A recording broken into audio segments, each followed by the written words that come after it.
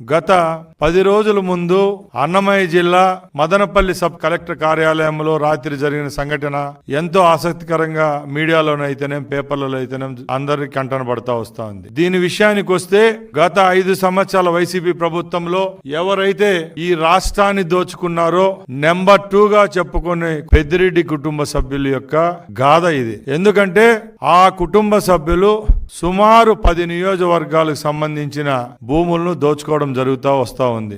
దానిలో ముఖ్యంగా మదనపల్లి ఆర్డీఓ కేంద్రం ఎక్కడైతే ఉందో ఆ ప్రాంతంలో ఉన్న సుమారు 14 మండలాలకు సంబంధించిన భూ ఆక్రమణలు బయటపడతాయనే భయంతో వాళ్ళు రాత్రి 11:30 అక్కడ ఫైల్ అన్ని దగ్ధం చేయడం జరిగింది. దీనికి రాష్ట్ర ప్రభుత్వం తీసుకున్న చర్య ఏదో మీ అందరికీ తెలుసు. ఎక్కడ చరిత్రలో లేని విధంగా మా ముఖ్యమంత్రి గారు రాష్ట్ర డీజీపీ గారికి హెలికాప్టర్ ఏర్పాటు చేసి